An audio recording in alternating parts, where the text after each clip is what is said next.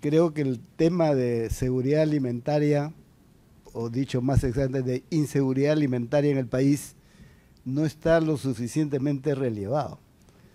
Y creo que es un tema no solo social, sino político, fundamental, que debería estar permanentemente y ahora con mayor razón en escena.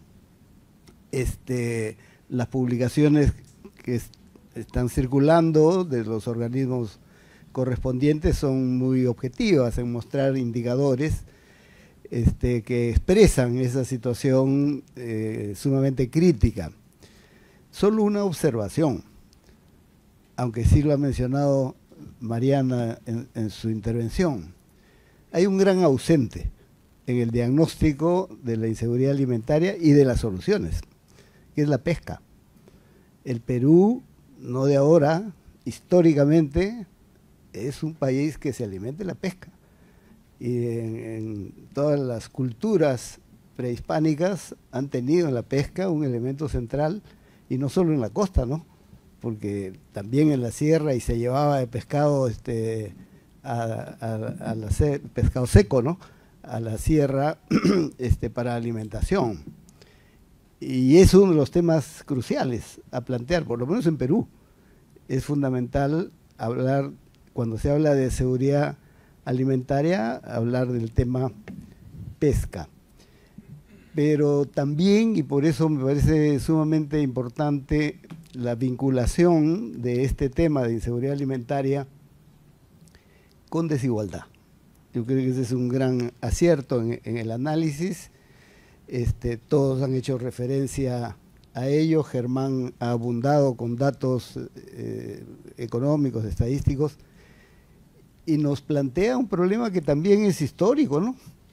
Porque el crecimiento económico del capitalismo, ya Marx decía que él crece con desigualdad, y hay un tremendo debate desde el siglo XIX, que este economista francés Thomas Piketty lo retoma con mucha argumentación y demuestra que históricamente, efectivamente, la desigualdad se ha incrementado.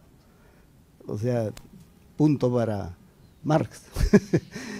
Pese a que en el siglo XX ha habido economistas norteamericanos que demostraron, digamos entre comillas, que se había aminorado la diferencia entre el decil más alto y el decil más bajo, pero siguiendo la misma metodología, Piketty ha demostrado que eso fue transitoriamente y luego se ha ampliado, sobre todo con este supermodelo del neoliberalismo, que lo que hace es incrementar mucho más las diferencias.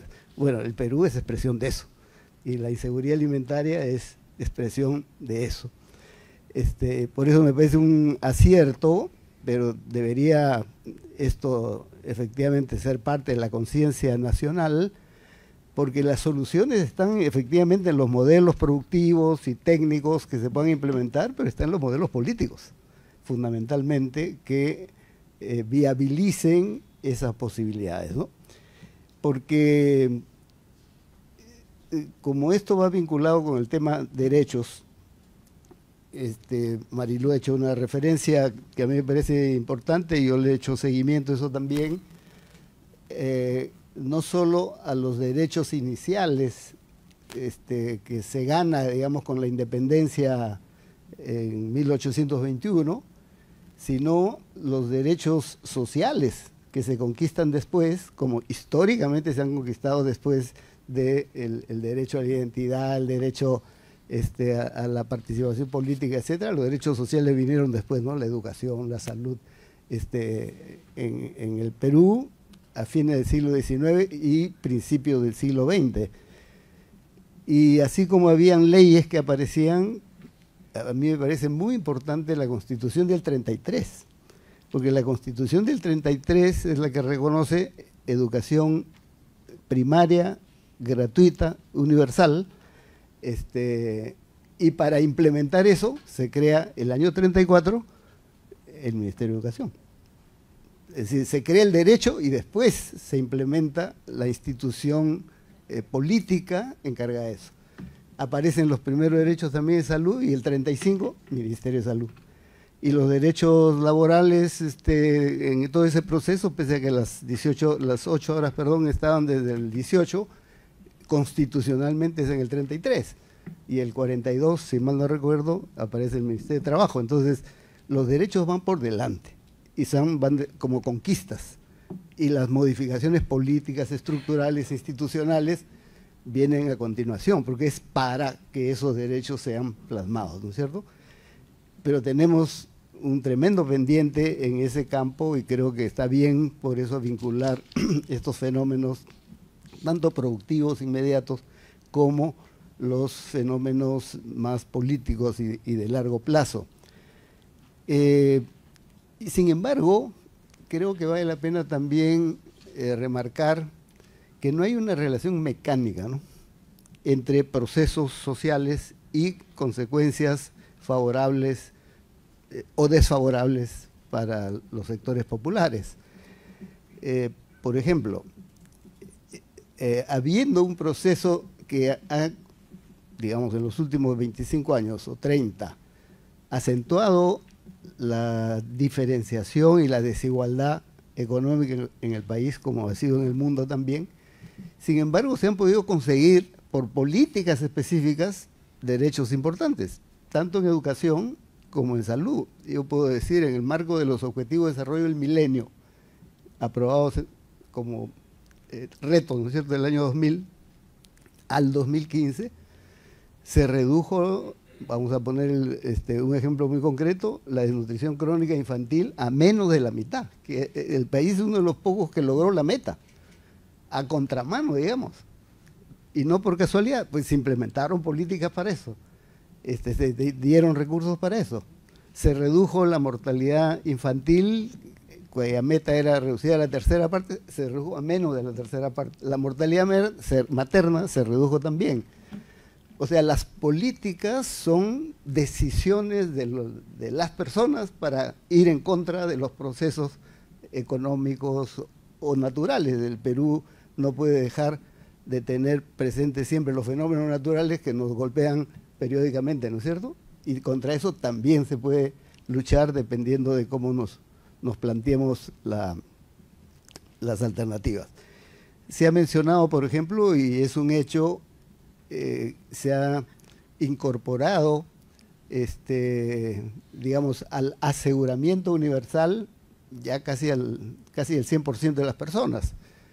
Y efectivamente, cuando se dio la ley de aseguramiento universal en el año 2009, se dijo que era un derecho que lo tenían, no se dijo todos los peruanos, todos los residentes en el Perú, cuando no había todavía fenómeno venezolano ni nada. Se abrió ahí las puertas nomás por, digamos, por concepto de integración.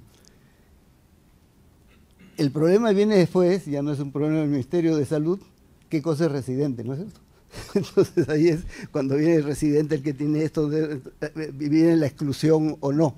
Pero eso es lo que debe ser operativizado para garantizar el máximo de incorporación, y por eso muchos, no solo venezolanos, sino de varios otros países cuyos problemas en el sistema sanitario eran evidentes en su respectivo país, han venido y son pacientes de los programas de tuberculosis, de los programas de VIH-Sida, oncológicos, etcétera, etcétera.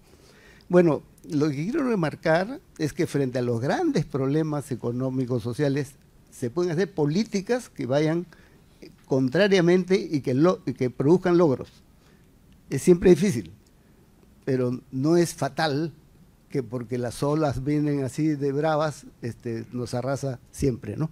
Y creo que por eso, para ir cerrando, hay que plantear algo que desde mi punto de vista es una afirmación que debe ser rotunda. El Perú no tiene por qué padecer inseguridad alimentaria. Tiene los recursos, las condiciones necesarias para que todos tengamos los alimentos, lo necesario para vivir, porque tenemos posibilidad de una producción agrícola adecuada, producción pecuaria, producción pesquera, aparte de la producción industrial que se puede hacer. O sea, capacidades tenemos. El Perú es uno de los países que tiene mayor cantidad de recursos. Esta biodiversidad que todos reconocemos es fuente para ello. Entonces, la solución está en las medidas que se puedan tomar y las modificaciones fundamentales para lograr, a través de políticas adecuadas, esas condiciones favorables.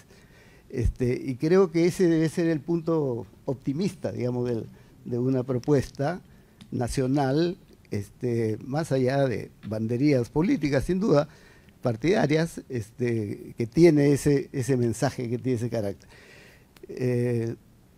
Los incas lo lograron, ¿no? Siglos atrás, no tenían estos problemas de inseguridad alimentaria, tenían, desde el punto de vista de la producción, tenían el maíz, tenían la producción también pecuaria, y tenían peces, y tenían todo, y podemos nosotros perfectamente hacerlo, y creo que es desarrollar una propuesta y generar una identidad muy amplia nacional para lograrlo. Ese plan ha elaborado y ha sido aprobado como documento oficial el año pasado, Plan Estratégico de Desarrollo Nacional de 2050, ¿no es cierto? Entonces me da la impresión que ese plan se plantea los PESEM, que son los planes estratégicos sectoriales, pero para 5 años, y ahí se pasa a 50 años, ¿no? Entonces, falta algo, ¿no?